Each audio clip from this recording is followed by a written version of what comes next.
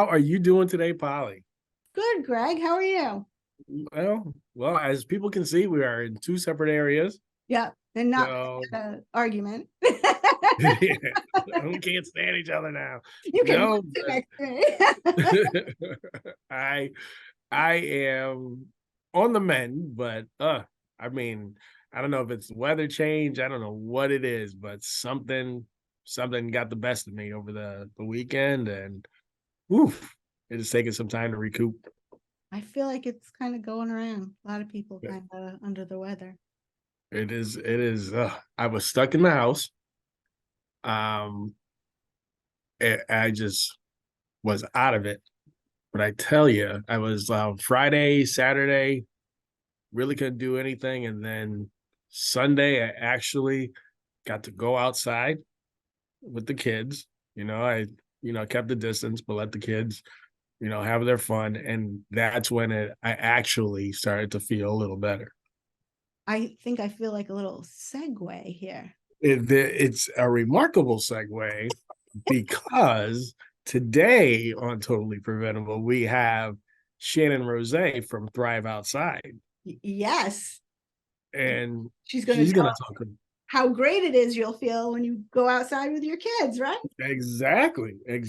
I was under the weather, and I started to feel a little better, and then when I got outside, I had that sunshine, and it's like, whoa, okay, all right. I Breeze feel blowing through your hair. exactly. It wasn't too hot. It wasn't hot at all, but it wasn't too cold. And got out there, had my little chair, and put it in the middle of everything so the kids can do whatever they were gonna do. And made sure I didn't overexert myself. And then here we come today, and ta-da, we have Thrive Outside talking about just that, the connection between ourselves and nature. And it's gonna be a good one.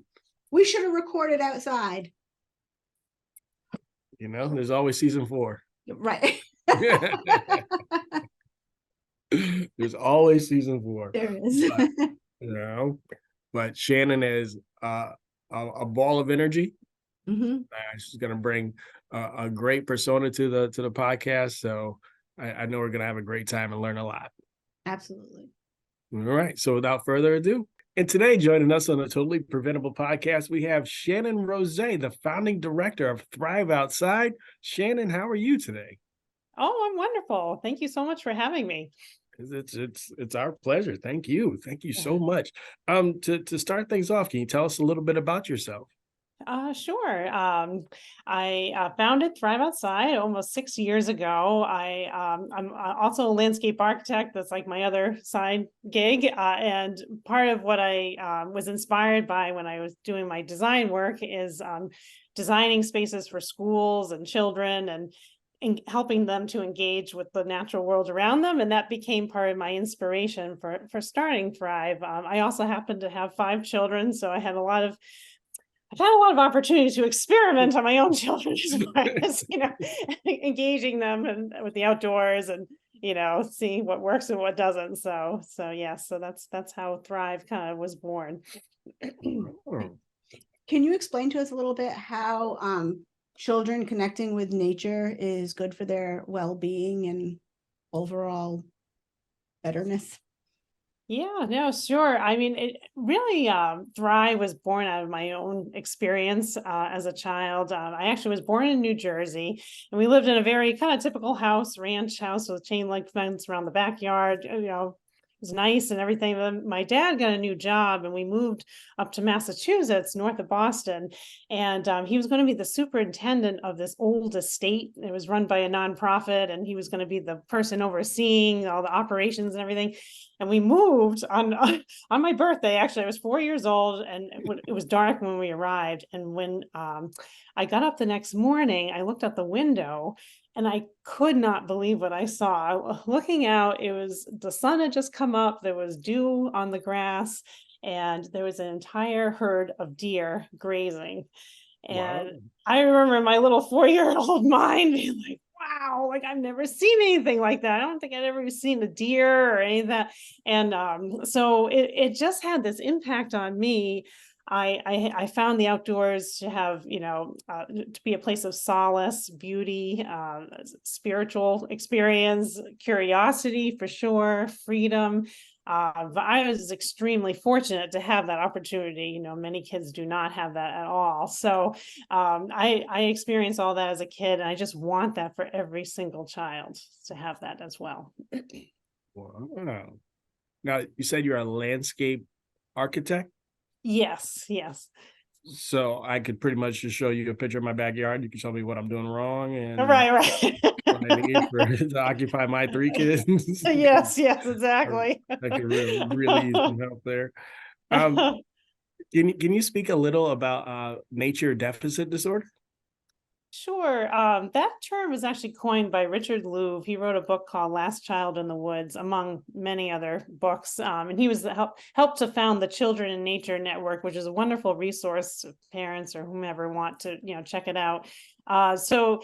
He's very careful to say it's not an actual, like diagnosis or anything like that, medical disorder per se, but the idea behind it is that children today who are not experiencing a connection with nature, getting outside, spending time on screens, they're inside, that kind of thing. They're experiencing something they don't even realize, but it's a diminished use of the senses because they're not outside. Attention difficulties, conditions of obesity because they're not physically active. Higher rates of emotional and physical illness. I think many people know about the mental health crisis going on in our country right now.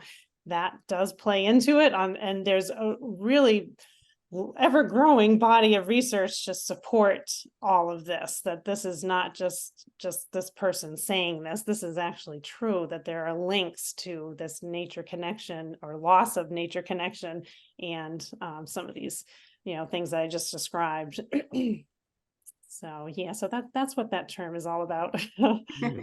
I feel like it kind of goes hand in hand with seasonal, is it seasonal disorder, seasonal? Oh yes, yes, absolutely. My Yeah, that's a form of it.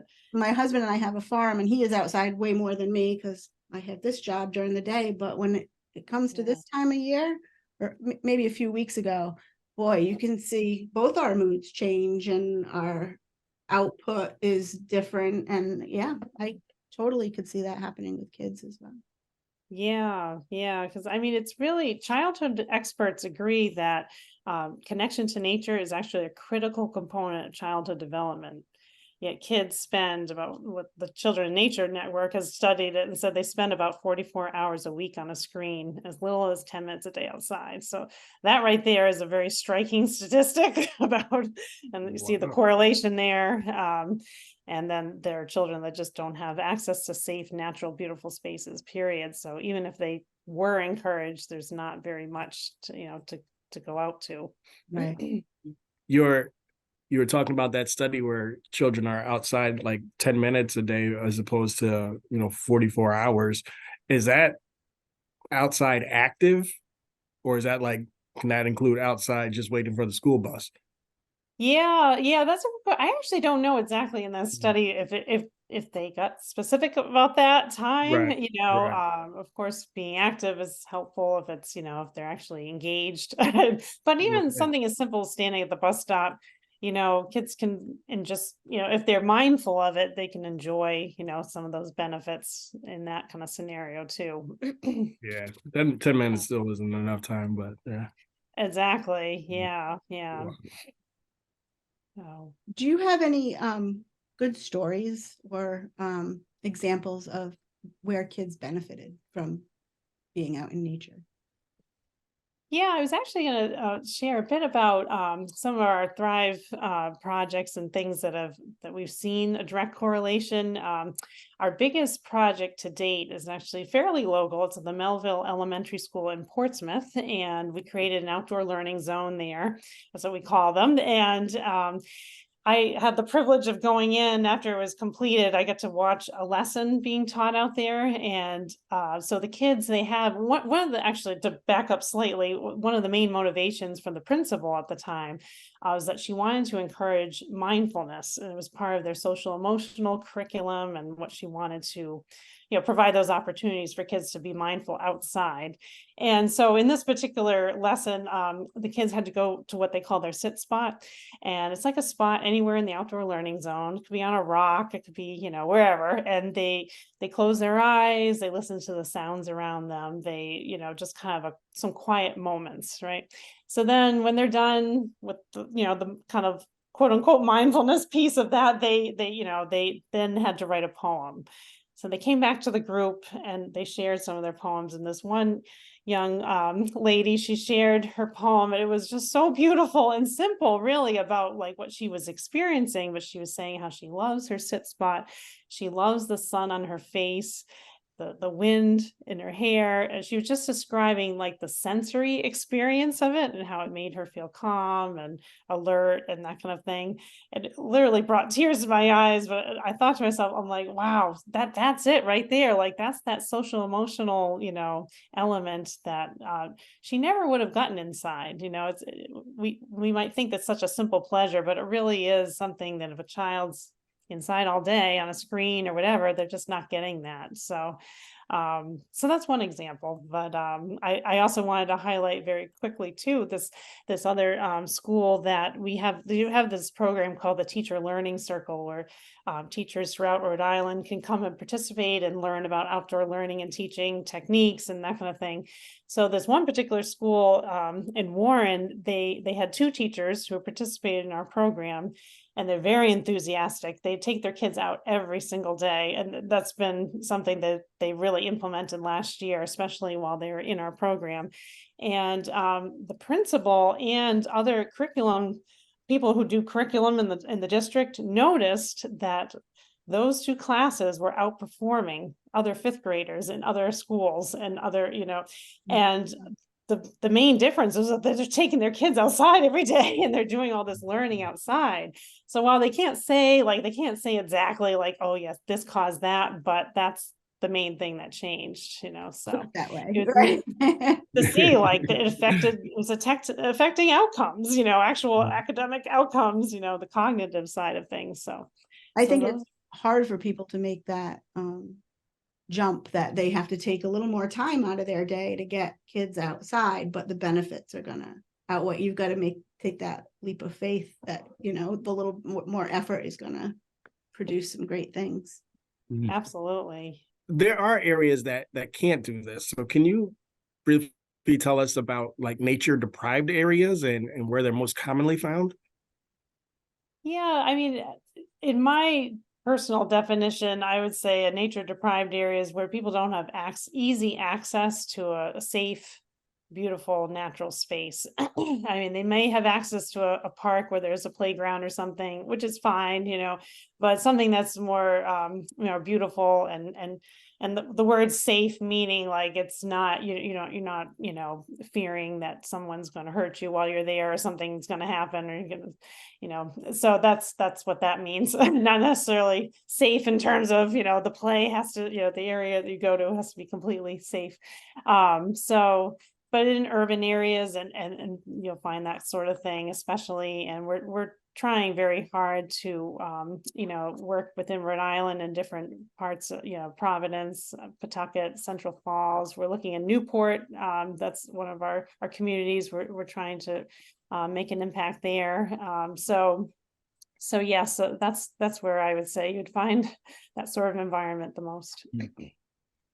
How hard is it these days, speaking to parents about getting your kids outside with technology? I mean, I see even the smallest of kids in the grocery store or in a restaurant with an iPad or a phone in front of them playing videos to keep them occupied. So that must spill over into just time when you want your kids to be outside.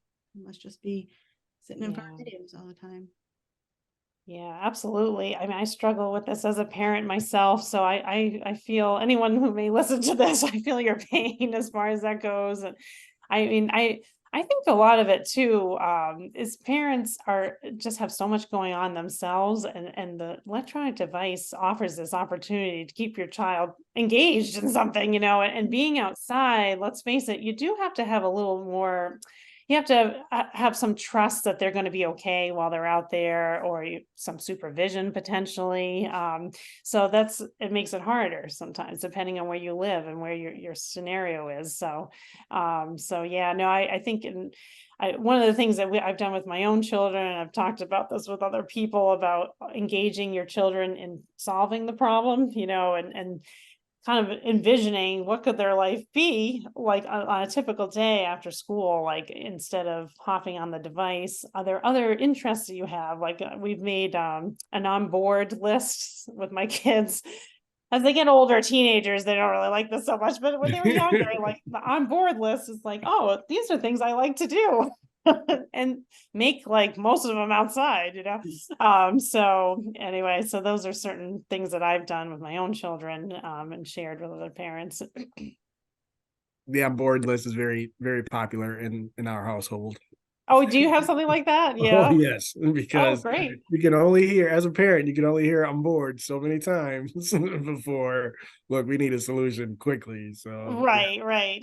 very, very popular in my household. Oh, that's neat that you do that too. Yeah, I thought I was totally original, but apparently I'm not. Oh, sorry. Oh, sorry. We heard it from you. Right. All right. Way You long heard it ago. here first. I'm totally preventable. Now we're going to adapt it now. Right. But something I wanted to mention too, like, is having fun with your kids outside. That's something that, like, I think it's becoming a bit of a dying art with families. I've noticed, and that's something we're trying to address, is just like having fun together, doing outdoor activities, and I think that's how kids get excited too. I think they enjoy family time, especially, but, well, not always, not with my older ones, maybe not so much, but but but doing that is another, incorporating the enjoyment and the fun part too. Now, is there research that supports the idea that exposure outside enhances like cognitive abilities or creativity or emotional resilience in children? Yes, absolutely. Yeah. Actually, I had referenced before the Children in Nature Network. They do a ton of, as far as, like, pulling together the different studies to support this. I also was very inspired by an initiative called the Boston Schoolyard Initiative. It went on for about 20 years, and they transformed 88 schoolyards from these asphalt-ridden derelict spaces to these beautiful outdoor learning areas and play spaces and that kind of thing. And they had actually engaged Tufts University in studying those projects and the outcomes. And they noticed that test scores went up consistently in schools that had them versus the ones that didn't in the same districts. That engagement went up, absenteeism went down, bullying went down, vandalism went down. So it's like this overall shift that goes on when it's done right. Like, and they had teachers who were engaged in training and that kind of thing. So it was all kind of like seamlessly pulled together. That's what Thrive Outside is trying to do, is replicate a lot of that sort of effort. But there's quite a bit of research to support it. Well, was there like this is kind of backtracking, but was there a pivotal moment for you that occurred and you were like, this is it. I've got to move forward. I've got to start Thrive Outside. Was there a pivotal moment? Yeah, I would say I felt it building inside me for a very long time. I think just watching the culture of schools, especially watching my children go through school, and just seeing what was going on at my children's school. Like, they were so fortunate. Their elementary school was set in this beautiful landscape. Yet the kids were never going outside except to play on the blacktop in the back for recess. And it's not a knock on educators. Like, I want to be clear, I'm not trying to knock anything to do with education or teachers or administrators. It's just more the culture that we're living in now, is that we've become so kind of disassociated from the outdoors in many ways, that it's not part of what we do. It's not considered like an essential part or way to nourish our children. So watching that coupled with my own experience, I knew how important it was for me, like I would not be the person I am if I did not have an experience growing up, and I just kind of felt like I've got to do this, and as well for our planet's sake too, because my whole belief is that children that love the earth will care for it. Like if you don't have that relationship, and that's why we always say we're trying to build that joyful relationship. If you don't have that relationship, you're likely not going to care. You're not going to do anything. You'll throw that piece of litter on the ground because who cares? You don't have a relationship with the earth. So that's the environmental stewardship piece is essential as well. Do you have any advice for parents who have to weigh their concerns for safety and their kids playing outside? And you were talking about Boston before, and my in-laws lived in Boston for a while, and I can remember going to visit them with my 4 small kids at the time, and we live in the country where they could probably play outside all day and not worry about anything really. And getting to the playground in Boston and just being like a nervous wreck that strangers for one, and then the equipment and and other kids that I didn't know. And so how do you balance that and put your mind at ease depending on where you are? Yeah, that's such a great question. And I think part of our solution with Thrive is like with creating like the outdoor learning zones, for example. Like there's one school that we're hopefully going to do work with, and they're in an urban area. And I'm thinking like the whole campus of this school is completely, cordoned off. It's all, covered, there's fencing all around. And I'm thinking, well, if we can provide some semblance of a natural space here that feels like you have some sense of freedom, or, that you could meander on a path and you discover different things, like that would be amazing to be able to provide that opportunity within the kind of safe confines of this area that they have. So that's one way that we're trying to kind of tackle that, like providing a safe environment where they can explore in a natural space. But I wish I had more of a solution to what you just said. And I think there's a lot of fear of parents in terms of, because I think it's a lack of exposure, to natural spaces. And that's what's happening. The further we get along, as the more the next generation, the generation after, like the further we get away from it, the less people even understand how to interact in a natural space. So we're trying to tackle that too through our community events and things like that, like our hike series and that kind of thing. Now, you mentioned outdoor learning zones, and can you tell us a little more about what an outdoor learning zone is, as well as some of the outdoor trainings that you Oh, offer? yeah, sure. So they're basically when we come into a school, we really want to understand like, what they want, so what would work for them, and the end goal is to really embed this sort of learning into the culture of the school. So we work as like a school community led design process, with the teachers, the students, the parents, anyone really who's part of that community, to understand their ideas, their concerns, and how can we create a space that's really unique and inviting and useful, because it has to be useful. That's the bottom line there, especially for a teacher. That's what it's there for. So yeah, so that's what we really try to hone in on those things. And so the one at Melville, for example, it's open during the weekends if people want to go and check it out. It's a series of different spaces.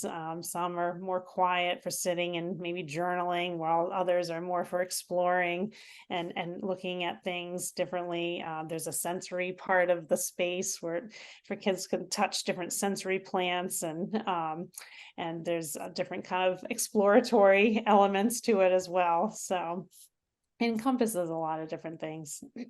We're totally going to be going. It's like right across the street from our office. Yeah. Oh, is it sorry, really? Down the road a little bit, but not far. I hope I didn't hype it up too much. There you go. But yeah, please do go check it out. How long of a process is that, like from beginning to end? Like if a school said, yeah, I want to do this, how long of a process is it? Yeah, it can depend. At Melville in particular, they had some great leadership and motivation, so they moved very quickly. It took about a year for the design process, and then it was built. So I think we started in January 2018. It was built by the summer of 2019. So it went pretty quickly. So yeah, it can take a few years really. You get the vision, and then you have to do all the fundraising. Right now, though, in the state of Rhode Island, they are dedicating $7.5 million to the creation of outdoor learning areas in schools, along with teacher training. So this is a real pivotal moment in Rhode Island as far as all of that goes, and we're, trying to be a part of that initiative, and and so it's very exciting to see that it's being validated as a really important part of educating our children. So you'll do the design, but whoever has hired you gets someone else to do the installation? Yeah, generally, yeah, will be a contractor will be, yeah, hired to do that piece, and we oversee it. But as part of our holistic approach, we stay with the school the entire, the whole way through the journey. We don't pass it off at any point. We try to be involved the entire time, and then with the teacher training, and then even after the school, the area has been built, we make sure to talk about maintenance and ongoing maintenance needs, and as things change over time. We, at our local school, we have a little, it used to be a kinder court when I went there. It was like an closed area with a swing set, and they put the kindergartners out there. And then they turned it more into like the different landscapes of our town. But before they put it in, I was kind of against it because of the maintenance. I kept saying, who's gonna maintain this? Who is gonna maintain it? And I can remember the conversation going around acorns, that the acorns were going to fill the gutters and get on the roof, and the people were like, nope, nope, nope. I think last week my husband was on the roof scooping acorns off. Was he really? Yeah, that's the thing. So maintenance, I know. is Yeah, the maintenance. Yeah. Yeah, it's a really big deal, and that's why from the very beginning we get the maintenance, staff in to talk to them. We require that the school comes up with a committee that's going to kind of sustain over time to kind of keep their eyes and ears on things there.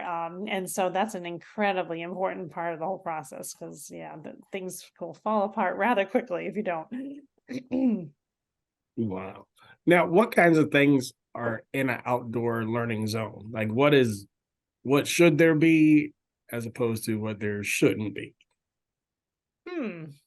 Well, I don't know. Well, it's funny in terms of what shouldn't be in there. Sometimes, well, you'll see like like the little Wi-Fi towers, which I get it. You need it, but it's like I wish it wasn't in some of them. But anyway, but what should be in there, is it can be a very modest small space, or it could be multiple spaces. I prefer multiple spaces, but yeah, and kind of opportunities to explore, opportunities to kind of see nature in action, whether it's like a fallen log that the kids can pull up and they can see the decomposition and see other things going on underneath it.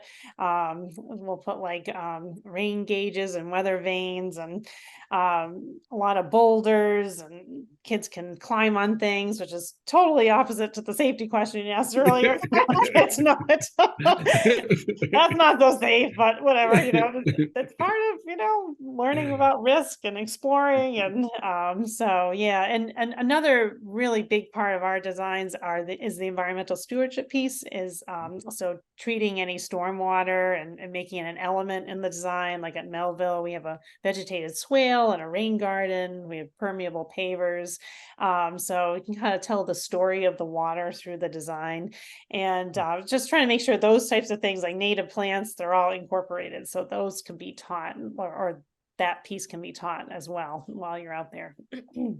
Wow. Definitely gonna go check out Melville. All right. Not during school hours, Greg. Right. Can't go during Not during school hours. They'll kick you out if you go during school hours. That's happened to me. Wow. I feel like when coming to work, that's where we have to, drop down the speed limit down to like 20. Yep. I feel like I might as well just turn Well, right in. Right, Right. exactly, They exactly. only have that little one way in though. It's not like other Yeah. schools that you could really get in there. And I feel like all eyes are on you when you pull in there. So we're gonna have to wait. Maybe we'll have to wait till summer. I don't know. Yeah. Or you know what? Holiday break, we'll get in there. Yeah, There that's we true. go. You could do We'll figure it out. that. Melville, we're coming. Yeah, right. Now, too. Oh. So do you have any advice for parents that really would like to get their kids outside more, but just don't know what to do or where to do it or how to safely do it or do something with meaning? Well, they need to sign up for our newsletter. That's the first thing. Just go on our webpage, sign up for Thrive Outside newsletter, follow us on social media. Yeah, we try to offer some different community events as part of what we do as well to try to engage families, like our family hike. We have monthly, and we have different themes for them, and so that's a fun family activity. If anyone's out listening to this and wants to do that, it's a great thing to do. We do some scavenger hunts, things like that, mindfulness and birding workshops. So those are kind of like where we're facilitating something. But if you just want to get out and do something, like I always say, a little bit of bribery never hurts. So when we do a family hike, there's generally a stop at Starbucks on the way home, or things like that. But I find too, like a lot of times, I know with our own children, they may complain initially, but then once they get into it, then they'll be loving it, and to try to plan, if you're able to plan something where you get out, even beyond here, if and like into another area that's a little more wild and interesting and that kind of thing. So and it can be very simple too, as simple as getting outside in your own yard, if you're or nearby park, depending on where you live.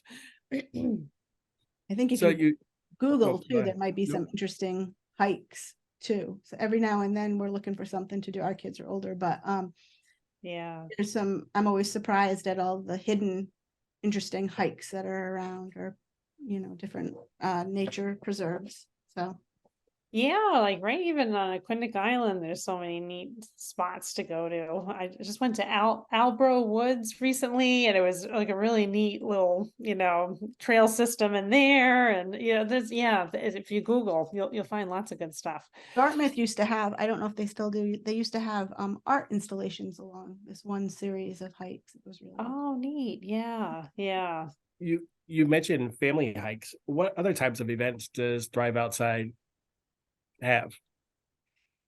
So we have some scavenger hunts that we do where it's like a competition sort of thing. That actually came out during COVID. So it's an individual thing. You can make a team or you do it as an individual, and we provide the scavenger hunt. You do it, and then you submit pictures of yourself doing it for prizes. So that's something that we're still continuing.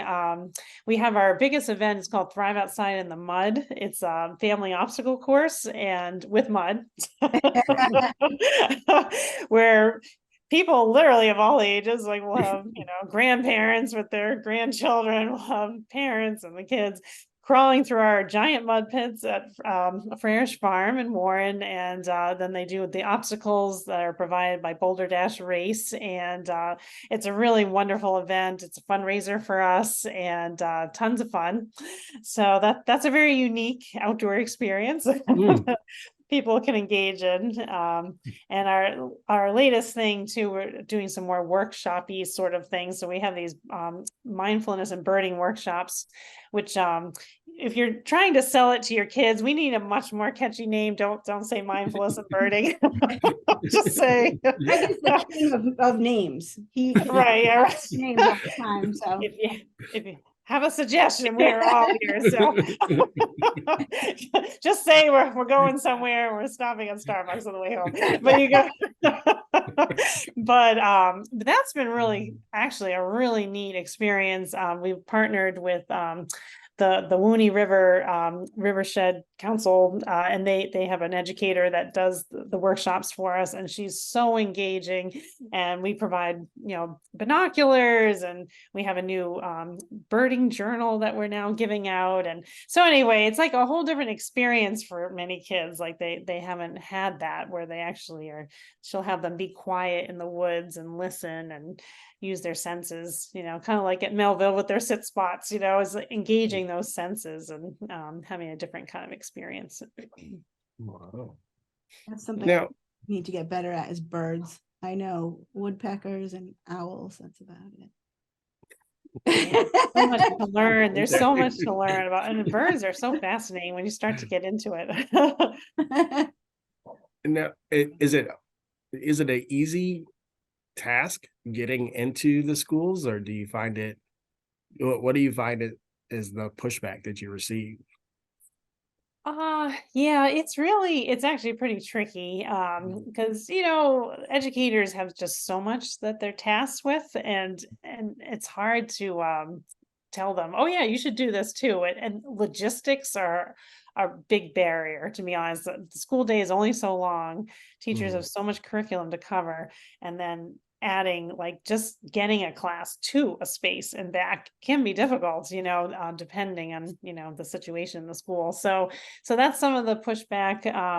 Yeah, but I do see, though, that the tide is turning. I think it's becoming more recognized that this is a part of nourishing our children, just like giving them healthy food and getting exercise. They need this nature nourishment. They need the time outside. It sparks their curiosity and their engagement. And so it's the tide is turning, and especially this Rhode Island Learning Inside Out initiative. Now I feel pretty validated that educators are coming on board with this idea. That's good.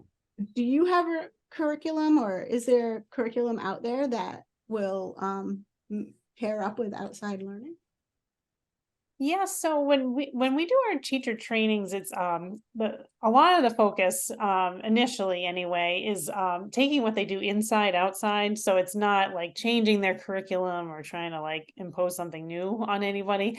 When we do more in-depth trainings, like our teacher learning circle, we do demonstrate a number of lessons throughout the 5 sessions that we do. We bring in experts, and they kind of demonstrate everything. So those are lessons that will tie into their curriculum, but they may not be actually like listed, in there. So they are getting like inspiration of different things they can do with their students.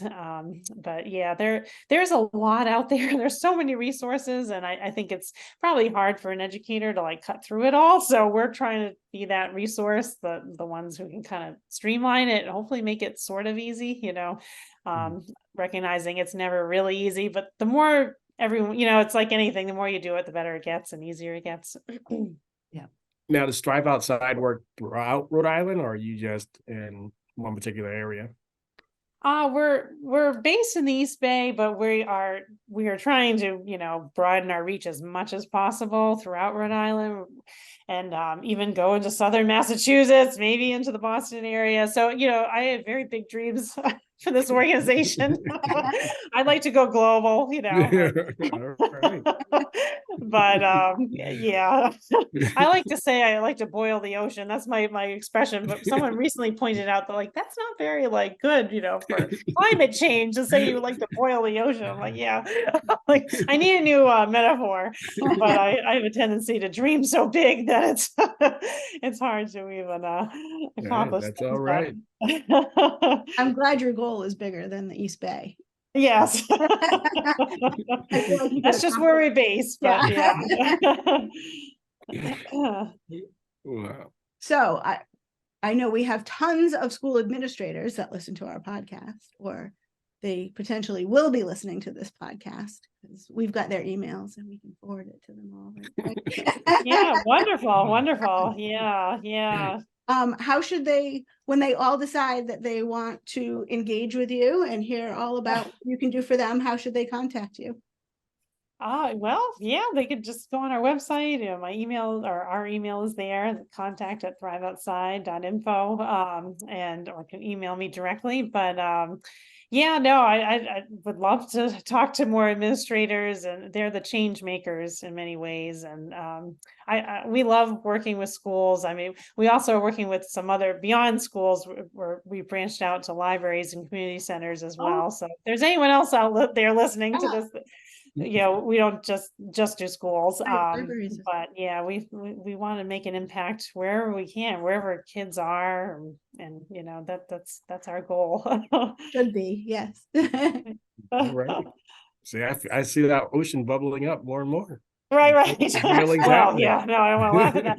Yeah, no, I mean, and this is the thing, that this is what, just gets me it's like we need to take action very quickly, and our poor children are being, kind of left with a lot of this, the what's happened in our world, and trying to empower them really to feel like they can make a difference, and that they can, hopefully have this nice relationship and thrive through it.